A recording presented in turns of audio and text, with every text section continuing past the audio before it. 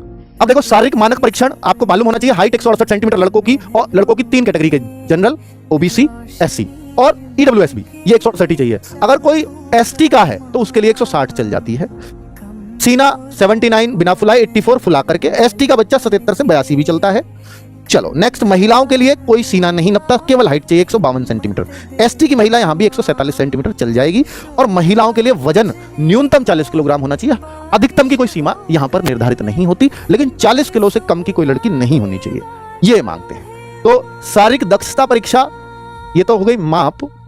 अब है मतलब वो पीएसटी है, और यह है फिजिकल आपकी स्ट्रेंथ टेस्ट। फिजिकल स्ट्रेंथ क्या है आपकी? देखो 25 मिनट में सिर्फ दौड़ कराई जाती है 4800 मीटर लड़कों से। अगर लड़की है कोई तो 14 मिनट में 2400 मीटर की दौड़ कराई जाएगी। ये दौड़ बहुत पहले से ही फिक्स्ड है, यही रही है अब तक और यही है, कोई चेंज इसमें नहीं है। दौड़ ही होती है बस फिजिकल के नाम पे, और कुछ नहीं, और मापतोल है। भाई सबसे जरूरी बात है, आपके डॉक्यूमेंट्स बहुत जरूरी है, इसमें बच्चे निकलते हैं। तो डॉक्यूमेंट्स का जरूर सुन लेना कि भाई इसको मैं आगे मेंशन करूंगा, डॉक्यूमेंट्स को ज्यादा बेहतर इस पेज पर। इस पेज से भी अच्छा ये तो है आपकी आरक्षण कितने परसेंट है और एज छूट क्या है, ये तो इस पेज पे आ गई। इसको देखिए, ये है आपका डॉक्यूमेंटल पेज।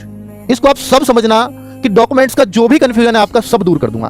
देखो एससी वाले बच्चे, पहले एससी वाले बच्चे समझ लें। एससी वाला नंबर 1 पे दे रखा है। तो एससी वाले बच्चों, आपका जाति प्रमाण पत्र कितना भी पुराना है सब चलेगा, लेकिन किस तिथि तक बना हुआ होना चाहिए? आवेदन जमा करने की अंतिम तिथि है 30 जनवरी।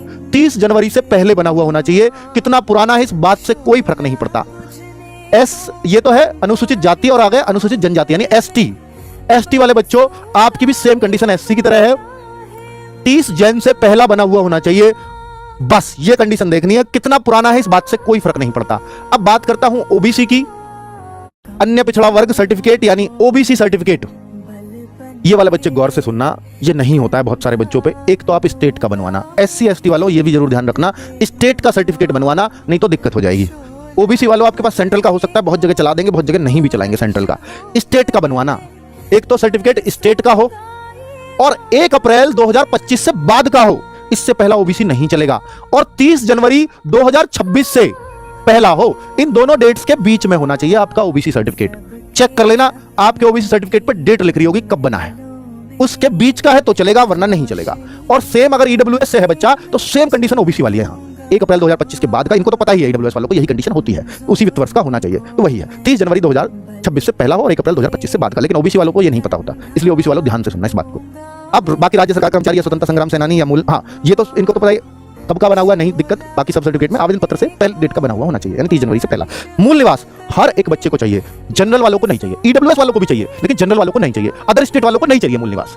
तो मूल निवासी आप उत्तर प्रदेश के नहीं हो चलेगा, जनरल वालों को कोई फर्क नहीं पड़ता उनके पास हो या ना हो। लेकिन ईडब्ल्यूएस, ओबीसी, एससी, एसटी, इन सबको चाहे महिला हो चाहे पुरुष हो, या और भी कोई आरक्षण स्वतंत्रता संग्राम सेनानी का कोई हो आश्रित हो, या राज्य कर्मचारी कोई हो, एक्स सर्विसमैन कोई हो, सबको मूल निवास चाहिए और 30 जनवरी से पहला चाहिए।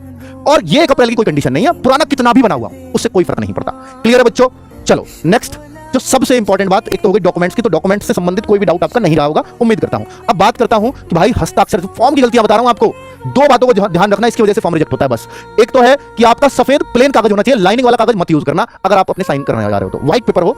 दूसरा, ब्लैक पेन से साइन किए हुए हो, ब्लू नहीं होना चाहिए, ब्लू मतलब ब्लर आ जाता है। तो ब्लैक पेन हो और प्लेन पेपर हो, उस पर साइन करना है स्कैन करने के लिए। और ये सबसे इंपॉर्टेंट बात, देखो साफ लिखा हस्ताक्षर रनिंग लेटर्स में चाहिए, ब्लॉक लेटर्स ना हो। ब्लॉक होता है कैपिटल लेटर्स, कैपिटल लेटर्स जैसे अंकित मैं लिखूंगा, ये है ब्लॉक। तो अब जो ब्लॉक लेटर्स है या कैपिटल लेटर्स है उनको आप रनिंग हैंड में लिख नहीं सकते, हर बार पेन उठाना पड़ेगा। रनिंग हैंड उसको बोलते हैं, आपने पहला कैपिटल लिख दिया और बाकी देखो रनिंग में है, कहीं मैंने पेन नहीं उठाया, इसी को रनिंग बोलते हैं। तो यानी बाकी सब स्मॉल लेटर में चलेंगे। अब मुझे भाटी लिखना है तो मैं आगे बी कैपिटल बना सकता हूं, तो ये भी रनिंग है, ये भी कोई दिक्कत नहीं। ये कैपिटल चल जाएंगे बस, तो बाकी और नहीं चलेगा। क्लियर है बच्चों?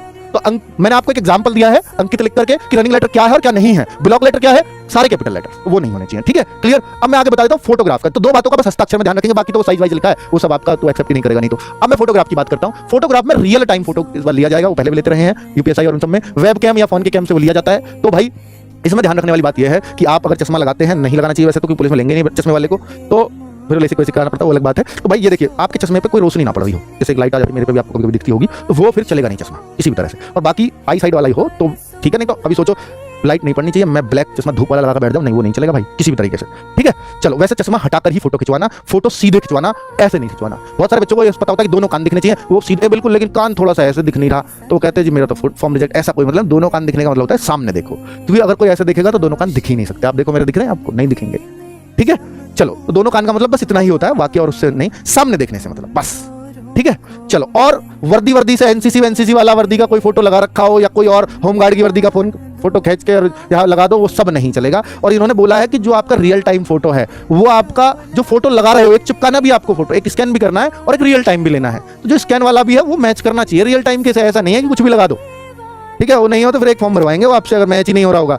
मैच कब नहीं होता कि रियल टाइम में तो आप पे दाढ़ी बढ़ रही है, उसमें दाढ़ी है नहीं, तो भाई कहाँ मैच कर रहे हो आप, दाढ़ी भी सेम सी रख लो भाई, वो फोटो लगा। फाइनली दोस्तों, आप लोगों ने अंकित सर का वीडियो देख लिया होगा कि यूपी पुलिस का एग्जाम पैटर्न और कैसा क्या डॉक्यूमेंट्स क्या लगेंगे, सब लोग कुछ देख चुके होंगे आप लोग। तो आप लोग अपनी तैयारी में जोर शोर से लग जाइए, क्योंकि अब की बार कंपटीशन कुछ हाई होने वाला है, क्योंकि वैकेंसी ज्यादा है नहीं, क्योंकि वैकेंसी केवल 32,000 है।